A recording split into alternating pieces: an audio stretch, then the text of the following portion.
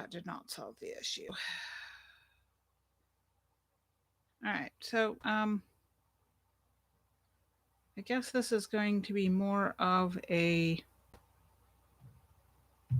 chat than a video thing. So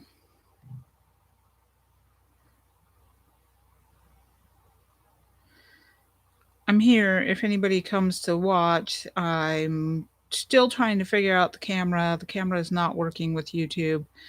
So I am not sure why. And this technical difficult is yeah. Well, thank you everyone for coming back. Yes, so going to be a podcast. I don't think podcast is trendy anymore. And as long as you can hear me, that means the microphone is working well. Oh no, I don't mind the snark at all. I would prefer to have the camera working, but it's not going to. So you know what? I'm going to wait until my son is awake and can help me troubleshoot this little booger. But that's okay. It's been a while and I'm back. So y'all can blame Stephen Hubbard for me, by the way. Because he's the one that poked me and pointed out that I hadn't done this in a really long time. And then I promptly tripped over my own feet and was like, I don't remember you watching. And he's like, we used to talk and chat, which he's right. And I'm just like, it's been so long that I had forgotten what was going on even when I did them. And now I'm a little afraid to go back and watch the old ones. So, of course, I'm also not going to want to watch this one once I get things straightened out. So, what I'll probably do with this one, because it won't have a video, is I'll probably edit it so that it at least has like a headshot. So, rewatching later, well, I don't know. It would be more fun if I did these like as Zooms where I could see everybody, but then all of y'all would have to have working webcams too. That is cool, Joshua. I didn't know that was even possible. My son would be interested in that, I'm sure. So, my son is 16 and a half and soundly asleep at the moment because he went out and got himself a new job. He'd had a job. Let me back up a little. When we got here to the city, um,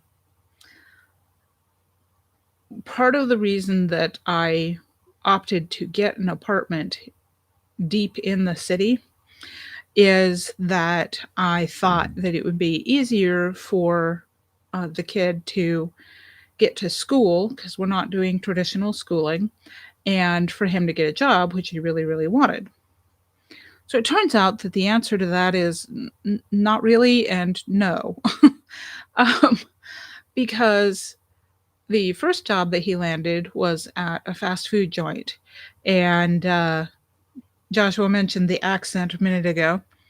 The look on that poor man's face when he found out how many hours said fast food joint was scheduling my 15-year-old child for,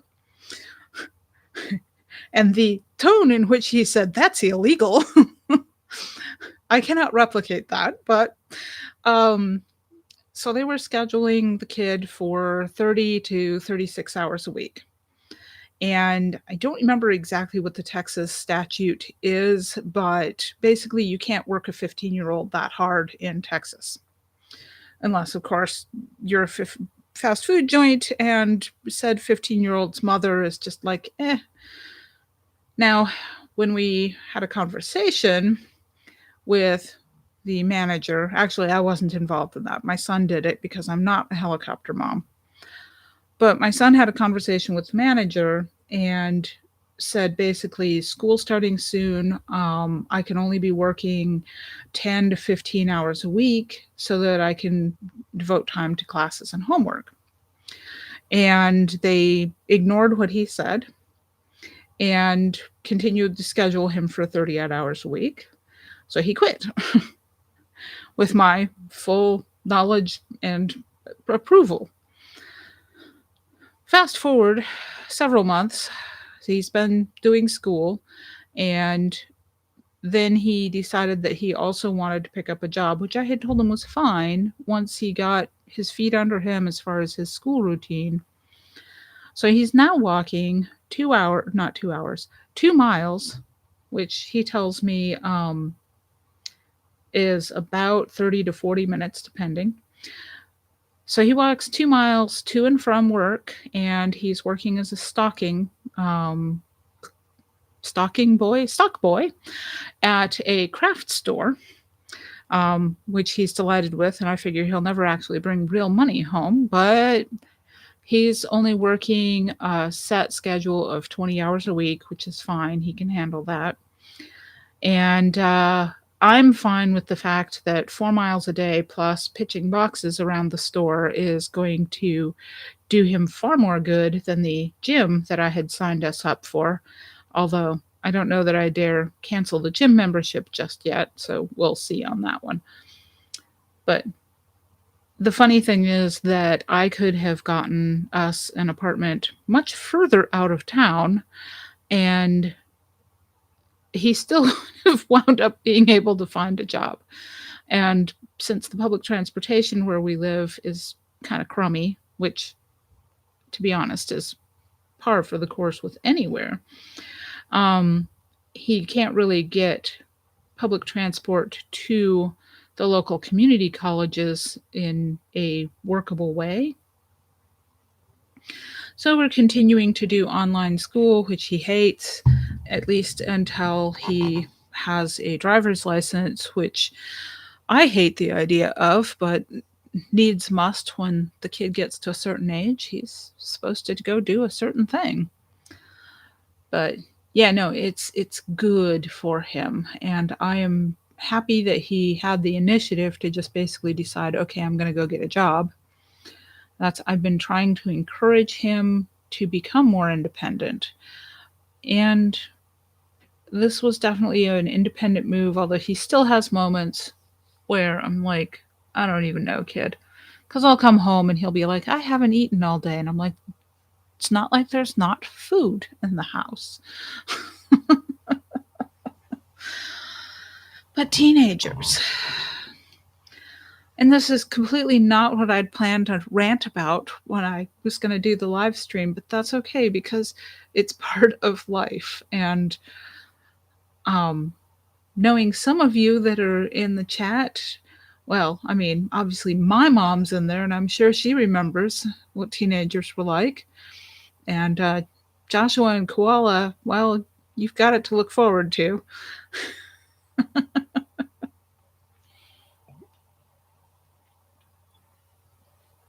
If I pause, it's because, as I told Stephen, I was going to get a beer and have a beer while I'm doing the live chat, which then sparked a conversation in the Discord channel about discussing religion, because I am not a fan of an IPA.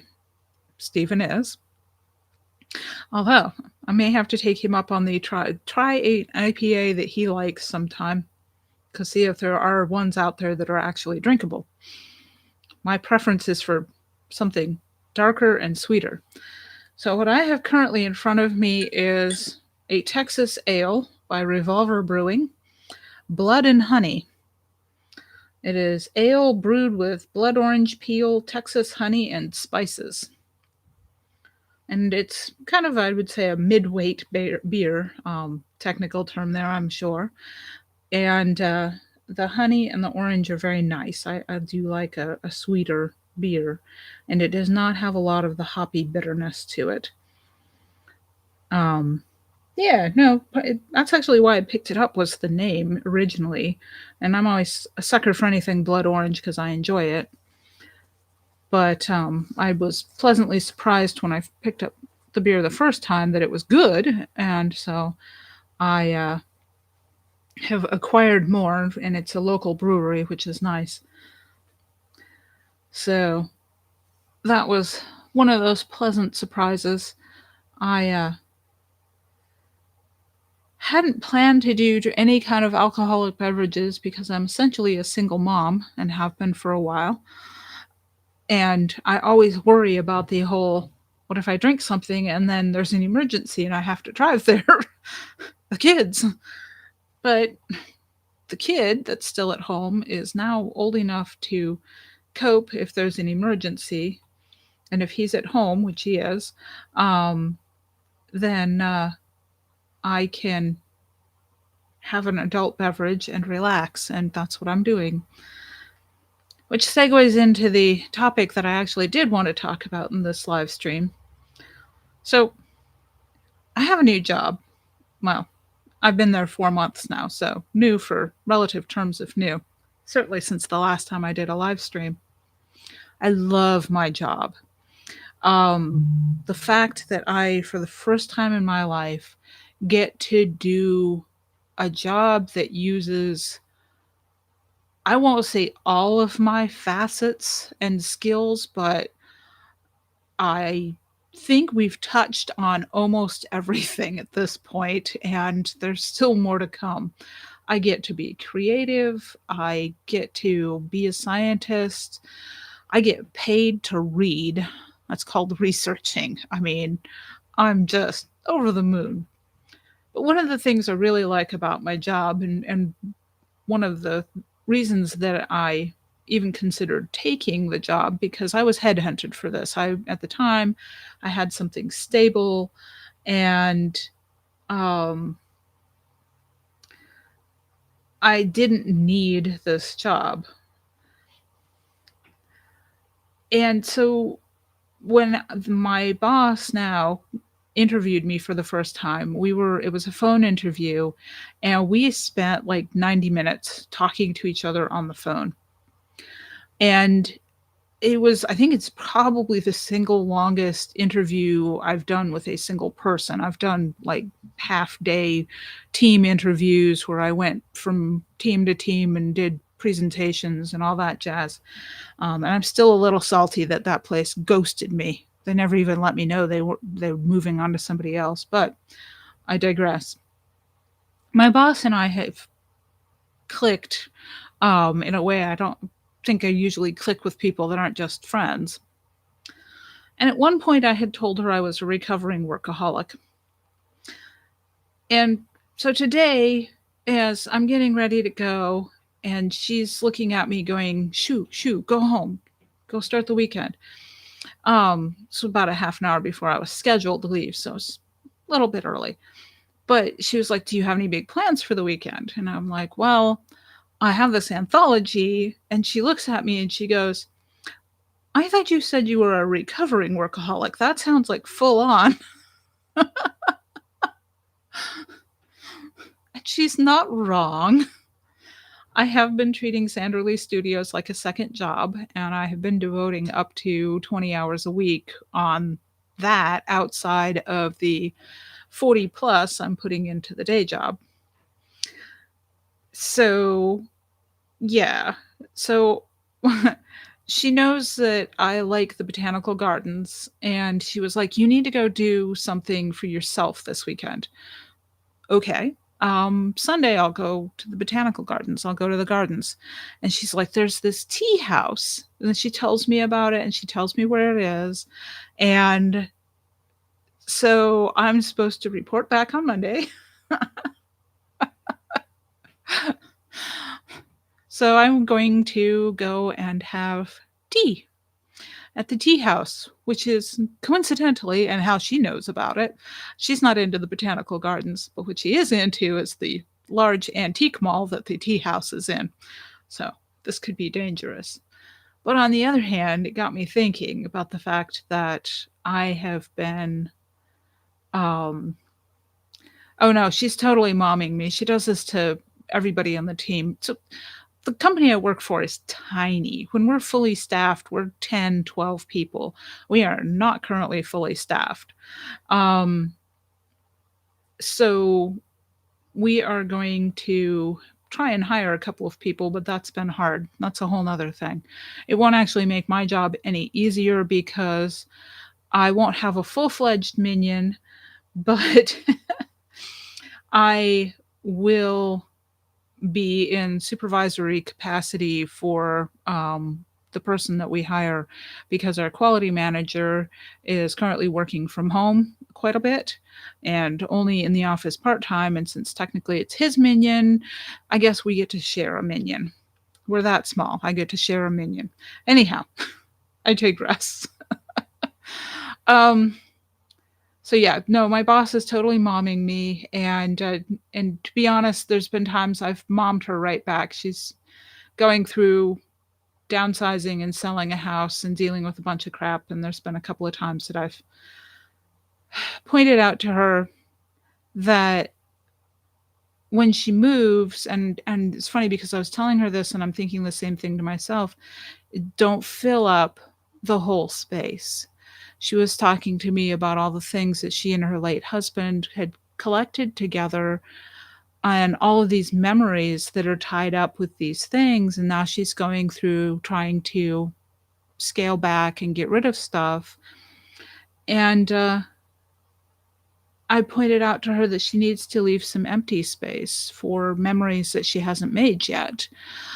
And that's something that I kind of need to keep in mind myself. The next move that we make will hopefully be into something larger, but I still have a container full of stuff that I did not move into the apartment because the apartment is full.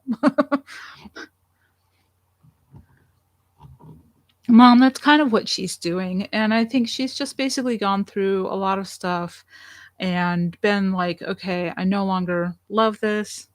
Hi, James. And Wampus Cat, I think that's JD. I could be wrong. But I'm glad you guys could join me. So, but the thing about going off and doing something that I love and that will feed my soul, oh good, I got it right, is that we all need to do this, and the forms that we do it with are going to be different every time. They are not always going to be the botanical gardens and high tea. And I would say that probably for most of you, they would not be gardens and tea. And even for me, they won't always be gardens and tea. If Sanford were here now, this would take a whole different factor. One of the things that we were doing in Ohio, and I'm really looking forward to doing down here, is we'd get in the car and just take off and drive for hours. And we'd find some hole in the wall restaurant to eat at. And we'd basically get away from the house, get away from distractions, and not always children, but just the computer itself is sometimes a distraction.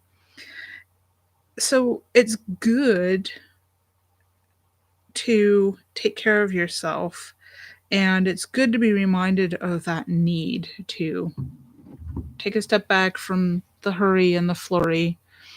Now I'm going to have to work hard to earn this because I really do have an anthology that has got to get finished up. I've got to finish up a cover. I need to finish up editing.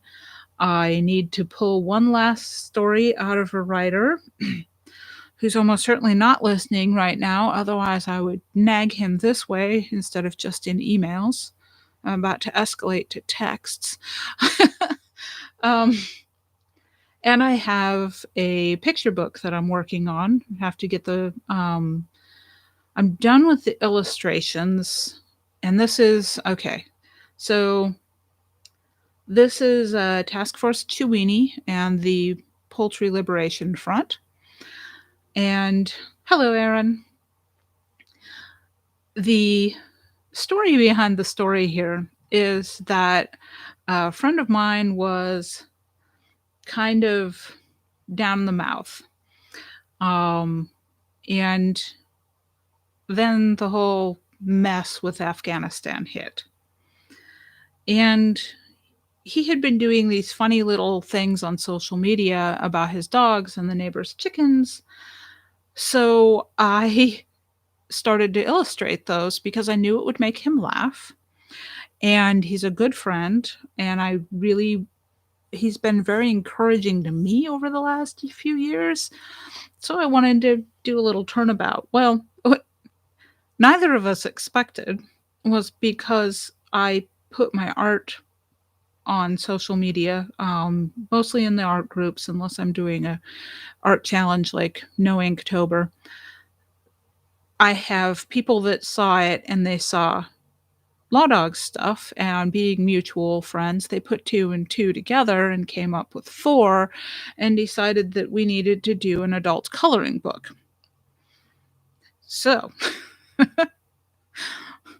Task Force Chewini is not going to be for children because fans voted to not adulterate the language.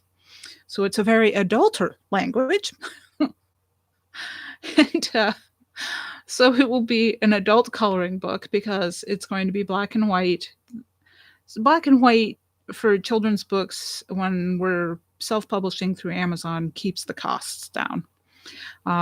So I mean, wholesale cost is pretty inexpensive if I keep it black and white, which allows us to pass through that cost to the end user. And it's not that I don't think people would pay $10 for a children's book because they do. I mean, I have sold some copies of The Cute Moose, and it's in full color, and that's what it runs because it has to. It's expensive to print that. But if I can make a black and white, why not? And also, I mean, coloring book, you get to add your own color. But it has been a blast to do this, and I need to wrap that up. I had been planning on publishing Task Force Chewini a week ago.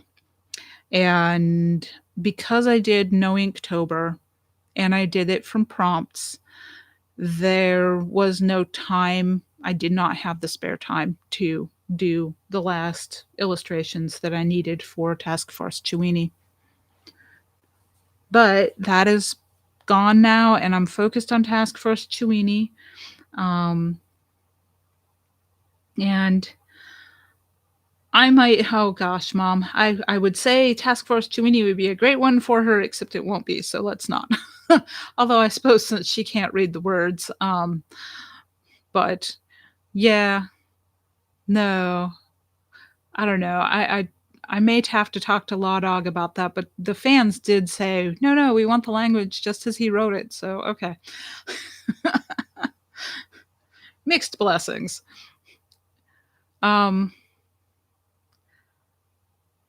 It's been weird. It's been a weird year. It's on the one hand, this year has been really good, and on the other hand, not having my husband for 7 months has been really rough. And it has just it's like it's the whole thing of so Dorothy Grant talks about her husband, Peter, and calls him her calmer half. And that's kind of the way I feel about Sanford, is he's my calmer half. And he's the keel under my boat that keeps me upright sometimes. And it's like, I know he's not listening to this right now because he went ahead and shut off the internet at the house there a while back. We were trying to get costs down to a minimum until we could get everything sold. So the closing date for the house in Ohio is supposed to be November 9th. And I say supposed to be because their appraiser couldn't get his act together. And he was just in for the appraisal this week. And it takes a week for his appraiser's report to come out. So the closing date was moved until the 13th of November, which is a Saturday. So I don't know how that's supposed to work. So yeah, I don't actually know when Sanford's going to be here, because if the appraisal comes in low and the financing for this family falls through, then we're back to square one, and it's going to take a few more months at least, because this is not a good time to put the house back on the market. Of course, if the thing does fall through, Sanford is firing the realtor because the realtor's version of I'm going to take photos of the house is to take a crappy cell phone with a dirty lens and take pictures of things that are just not even. But I could go on a whole rant there and I won't. Um, I don't know about listing it for only people that are pre-approved, Mom. It's more likely that what we'll do is add a line of no FHA mortgages, because that's really where the problem comes in, is because there's a lot more paperwork involved, a lot more red tape to jump through because the government gets involved when you're looking at an FHA loan. So I don't, I mean, honestly, if it could just sell and with this closing date, that would be perfect and we don't have to worry about it anymore. But if not, then yeah, we're going back to square one, starting from scratch, and see if we can't do it better the second time. We're managing. I mean, neither of us like being apart from each other, and it's difficult because finances are tight, but they're doable, and it's doable without going into debt, which neither of us would do. No, we're definitely not waiting until next spring to put it back on the market. It would be as quickly as possible to put it back on the market. And I say as quickly as possible because if we have to fire the realtor, um, finding another one, yeah, I probably could do my own house blurb. I mean, heck, if we have to put it back on the market, we might scrape up the money for me to fly up there, take the photos, and just basically hand the next realtor a here is a done deal. All we need you to do is list it.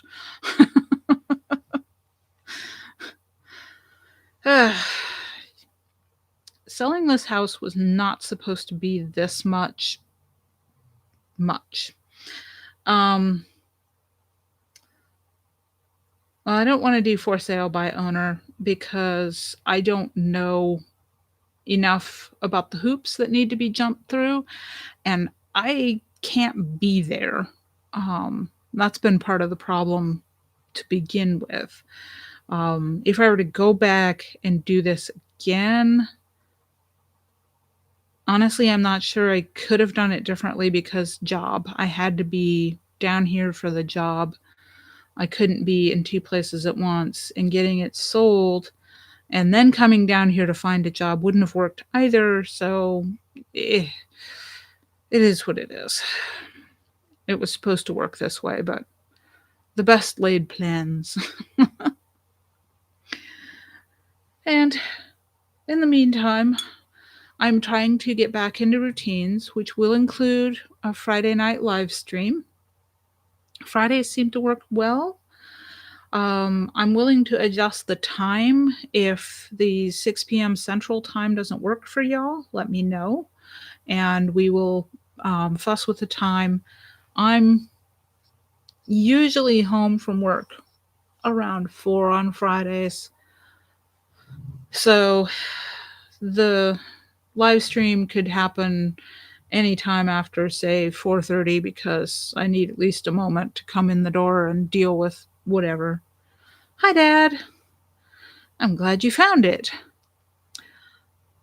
But I also can't be too late on the live stream because I don't have to get up for work on Saturday mornings, but I have gotten into the very bad habit of not writing my Mad Genius post until Saturday morning, and it is supposed to be posted before 7 a.m. Central. So on Saturdays I get up early. I should be less lazy.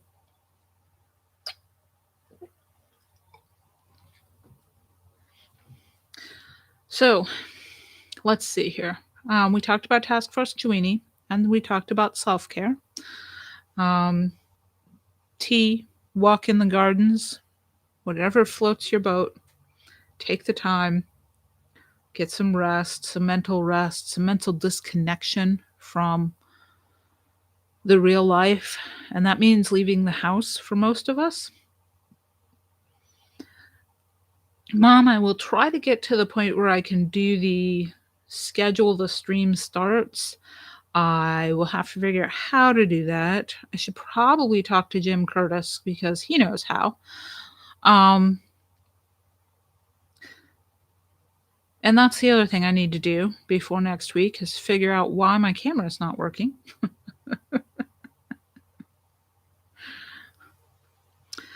Koala, if you're going to ask me questions about Minecraft, I'm going to have to refer y'all to my son because I do not do Minecraft.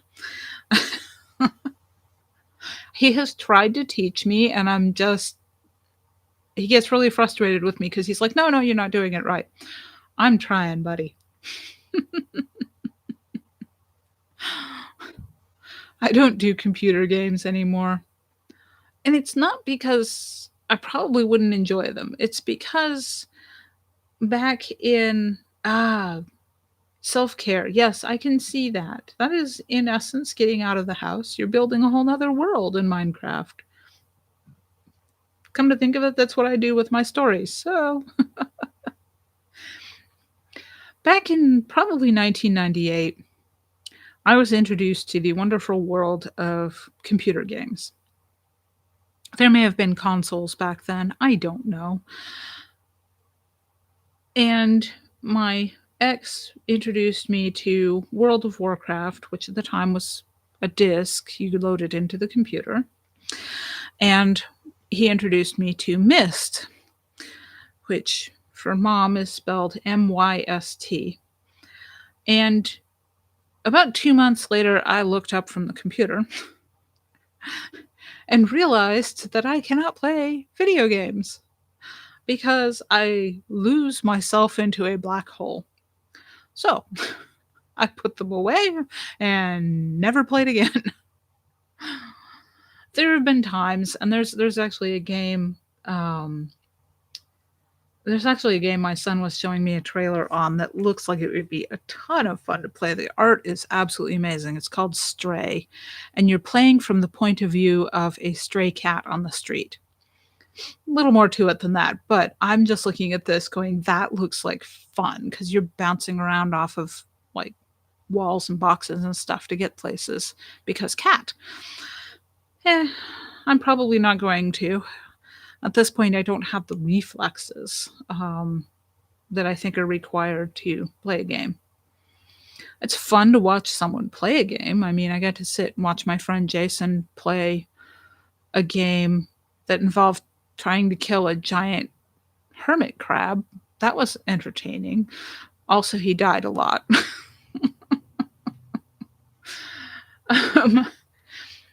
But my husband, that's his self-care. That's his get away from it and relaxing it is playing computer games. And he's got a couple that he plays. And I will sit sometimes and watch him because Sanford likes to play Skyrim. And I know there's more than one Skyrim game. It's a series. I think it's a trilogy. But the art is really pretty, and I find it very relaxing because his character will be like jogging along and looking at the landscape. And Eastshade, that going around collecting ingredients to paint pictures. That sounds like it's right up my alley. I mean, I've done that in real life, so yeah, Dad, I know that one, and I'm not sure that that was the right response to having a game laugh at you. But I mean, we're all different. We all have different things that we enjoy doing. Part of the reason I started doing art is because it gave me that moment of disconnection where I was stepping away from the real world and disconnecting and doing something that just I found really relaxing And then when I was done, I had a thing, and I mean, I've made some decent money off my art, which has been nice, but that's not really the main point of it. And it's why when I have fans that talk to me about marketing my art, I'm kind of like, maybe, maybe not. My friend Dorothy and I talk about it, and she's like, you need to have something that's just a hobby and you don't try to monetize.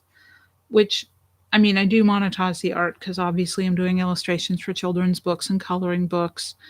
And I'm going to take my no Inktober art and turn it into a creative journal with prompts for people to work out of, because it feels very pretentious to create a sketchbook of my own art at this point in my career.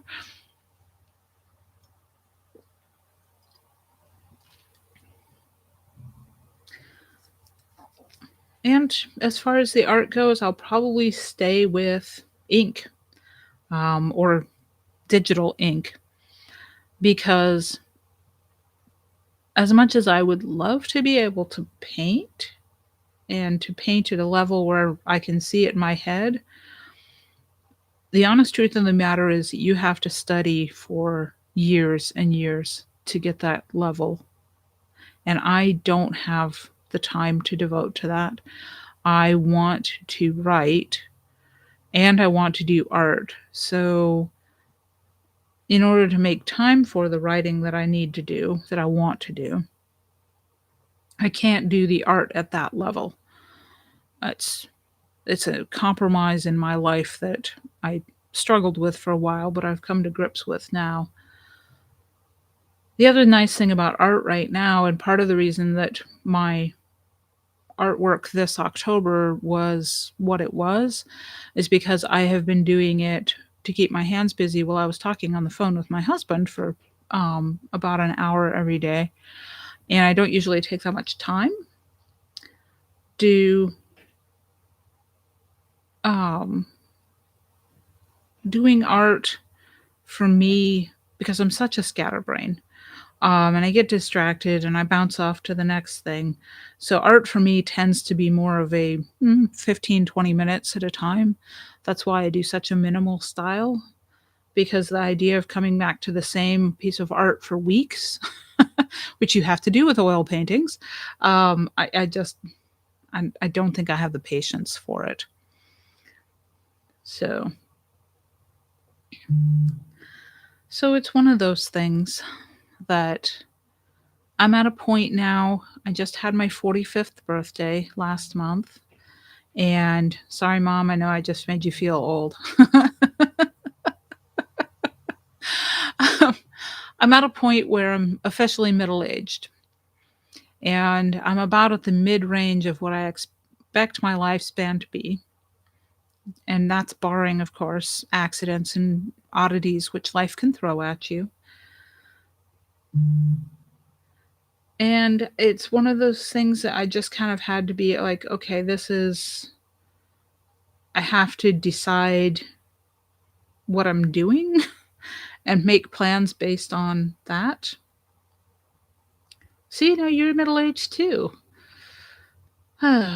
Dad, the 12 days of Alaskan Christmas, yes, but it might not be this year because I have the anthology. The title is going to be Can't Go Home Again, and it is both somewhat holiday themed, although most of the stories are not very holiday themed. But what it is, and what I selected the stories based on, was that there had to be a strong thread of hope and healing running through the stories. Um, I had to reject a story because there was no hope. It was simply a very broken character, and the character remained broken with no hope of healing all the way through the story. And the other thing that's the predominant theme in all of the stories is connection to the military, which wasn't what I was initially looking for because there are more forms of PTSD than combat PTSD. However, given that that's what I had, it makes a really good core for the anthology, and it gives me something for to do with the cover, so that I can make the cover art reflect the stories that are inside this anthology.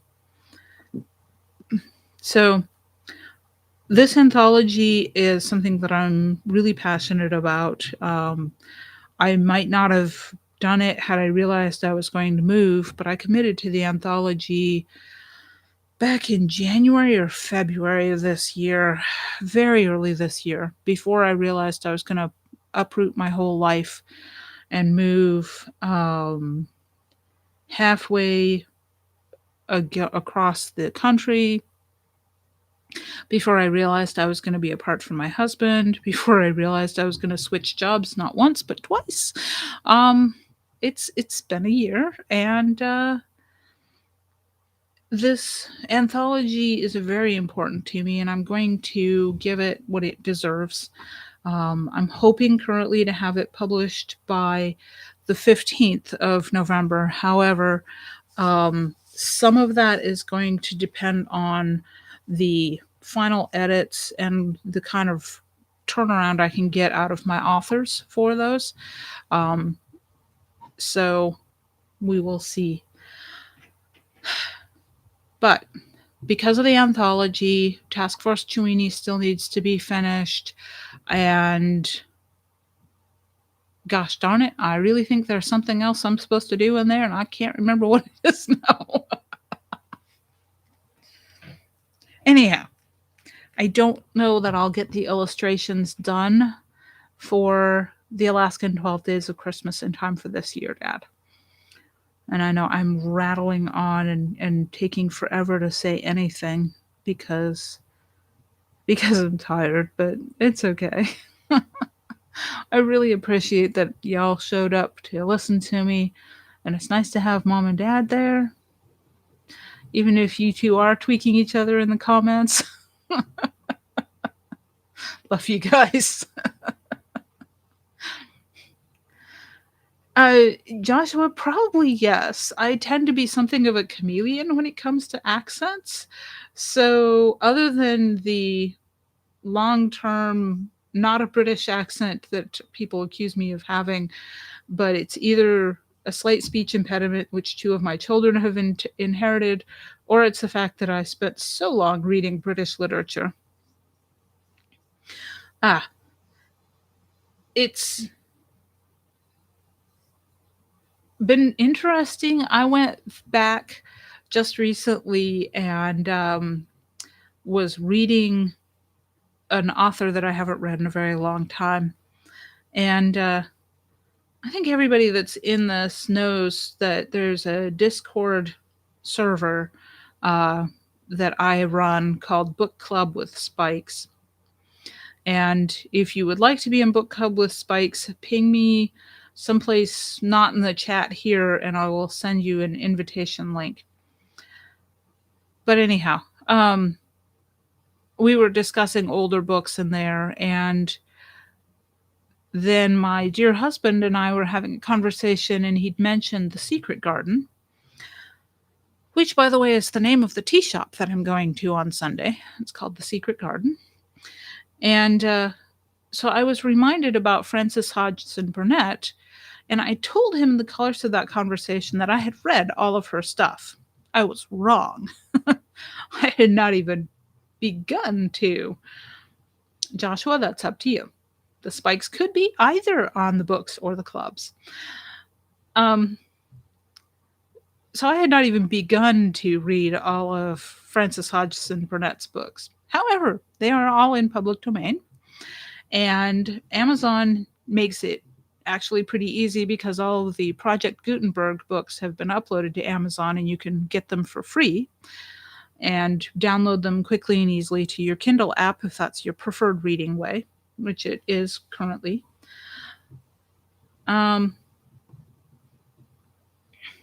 So I went on a Frances Hodgson Burnett reading binge, and was amused to discover that she actually wrote, of course, I mean, I know her best for her children's books, The Secret Garden, The Little Princess, Lord Fauntleroy. However, she also wrote some adult books. I always have had a problem with saying adult books because it's like when I worked at the library, we had the children's room and then we had the adult collection. Only nowadays that means things that it doesn't mean. So, Frances Hodgson Burnett's adult books are not that kind of adult. For one thing, she was writing at the turn of the century, and by that I mean 1897 into 1922. But it's really interesting to read her stuff. And one of the things that I did with the book club with Spikes was in the discussion channel there, I was dumping a bunch of quotes and thoughts as I was reading them because it's a fascinating glimpse of history at that very tumultuous era. And not only looking at Great Britain of the time, which is where she spent part of her life, but also America of the time, because she was also living in America for some of that time and, in fact, died in New York. She'd been living in New York for quite a few years, I think, when she passed away. So it was a remarkable experience, and I'm sure that it has accentuated my accent and turn of phrase. Um, Speaking of accents and living in Texas, I am going to have to polish up my Spanish. I'm a little annoyed with myself because I've taken Spanish multiple times over the years, including a couple of years of Spanish most recently in college. However, I cannot speak Spanish. I can understand Spanish, it turns out, if I'm sitting quietly and listening to a conversation. And I can't speak it because what pops out of my mouth isn't just Spanish. It's some bizarre combination of Spanish, French, a little bit of Latin, and English. And two of the ladies that I work with have almost no English. One of them has a little bit more English, but still not a lot. And these are very nice people, and I would like to get to know them better and exchange recipes with them, but I'm going to have to learn how to speak their English a little bit better. Um, it's worse than that, Josh. Two of the ladies are Colombian. And I am informed by the other two people that can translate for me, who are both Mexican, that their Spanish is not Mexican Spanish. So I'm going to have to learn the dialect and also, the course that mom got for us for Spanish when I was a kid is Castilian Spanish, high diplomatic Castilian Spanish. And then I tried to speak to the Texan who was going to help us with learning Spanish, and he spoke Tex-Mex, and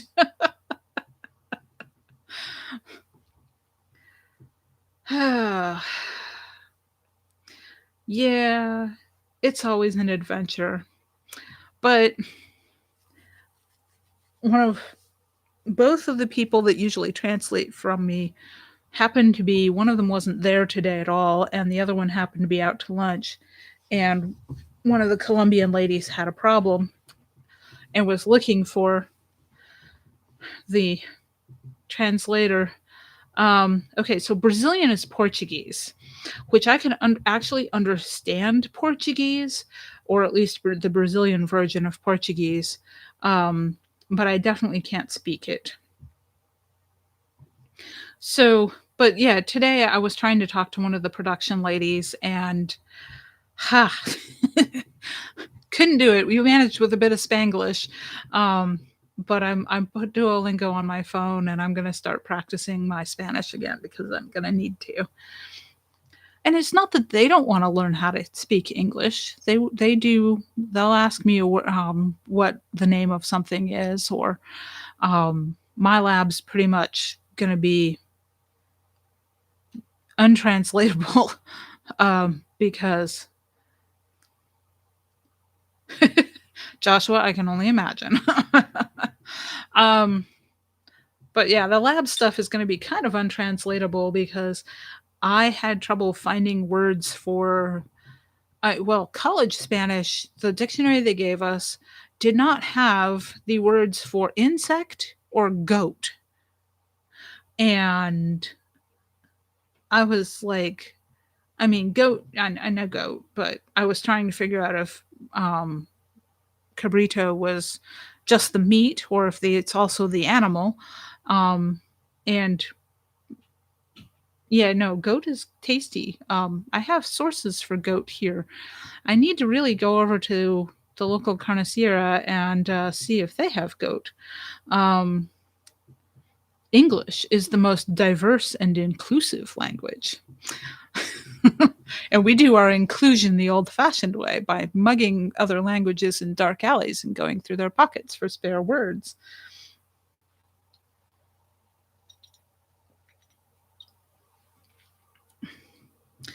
Ah, okay. I did not realize that, Joshua. I will be careful about saying cabron when I'm near somebody that could take it wrong. That also means that when I probably go to order goat meat at the market, I should just use the English and not risk getting myself into trouble. Right, Joshua, exactly. Inclusive whether they want it or not, that is the old fashioned version of inclusion.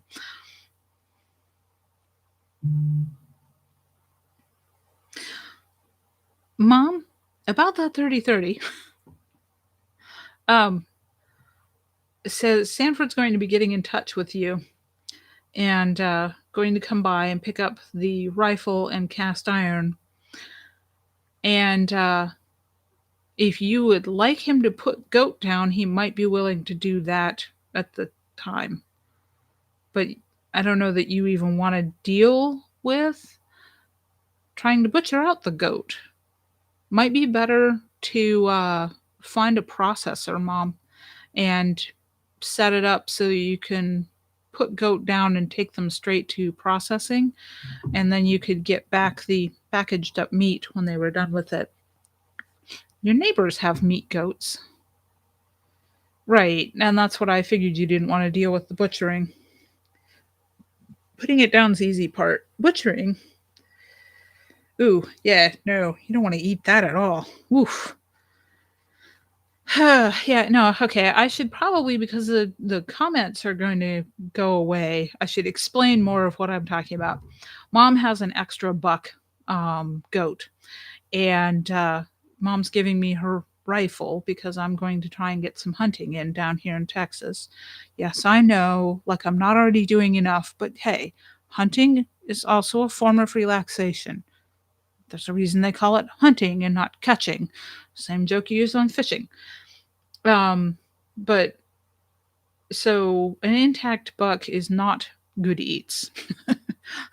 If you're going to eat goat, it needs to be fairly young. And okay, not that young. Mom's saying she has a new baby that was born a couple of days ago. That's a little too young to have intact goat or to have goat meat. But yeah, no, you don't want to eat a buck that has developed the odor. We had the last year I was on the farm, we had bought 3 piglets. uh so when Dad and I bought the pigs, we had been told that they were piglets.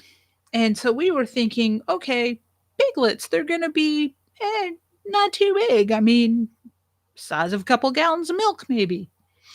No. We show up and they are pigs. One of them was at least 100 pounds. So we had showed up with like dog crates to put the piglets in because babies. No, they were not babies. They were big pigs. So we managed to get them in the back of Dad's truck, which has a cap on it, get them home. And we successfully raised 2 of them. One of them just cocked up its toes and died in the pasture one day. No idea. These things happen. So we wound up with 2 pigs at the end of the season. And we had planned on staggering out the butchering by a couple of weeks because Dad was working full time and only had his weekends. And I think at that point I was also I was working at least part-time, and I may have been working 2 jobs, and I'm pretty sure that was the year I started school too, so yeah, I had a lot going on. And one of my jobs involved working on the weekends, so we had to schedule around a bunch of stuff. So we put 1 pig down, butchered it out, filled up one of the freezers, and the next weekend was Veterans Day, so it's appropriate I'm telling this story now. Oh my gosh, I have gone over an hour. I'm gonna finish the pig story, and then I'll let you all go. So Bertha was about 300 pounds at this point, and she figured out she could break out of her pen. And the neighbors called, and she was in their yard. So I went over with some grain and got her back in the pen, nailed the pen back together, and she got out again. So I brought her back to where the barn was, got her right under the pulley, and had the rifle, put her down, and then I used the truck to hang her from the said pulley because I had conveniently positioned her right where I wanted her. Easy enough to do when you put down food. A pig will usually stay put until they're done with it. And it's not like I had to shoot her from a distance. But anyhow, so I strung her up with the truck because there is no way that I was getting 300 pounds of pig up to get it cleaned out without some mechanical help.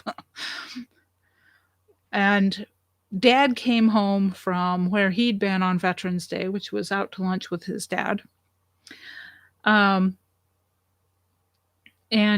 walks up, and I am at this point well into the process of we're cleaning out this pig, which I'm not describing in detail, lest there's somebody out there with a weak stomach. Probably not. I mean, I can't speak for all of y'all, but I'm pretty sure the most people listening are experienced at this sort of thing. So my dear father, yes, I'm looking at you commenting in the chat, Dad. He walks up and he says to me, "Do you need a hand?" I'm up to my elbow in a pig. I'm up to both elbows inside a pig. Yes, I need a hand. And he starts to clap. And I'm like, if I would spill guts everywhere, I would throw things at you.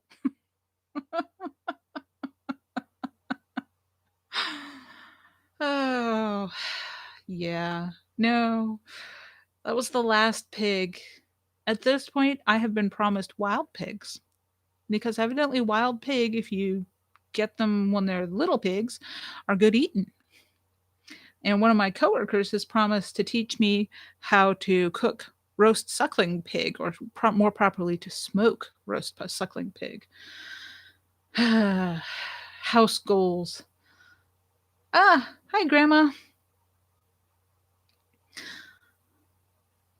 Well, I mean, I'm headed up on 58 minutes, so running over the hour, I suppose. I'm still within the hour of the live stream since I couldn't figure out.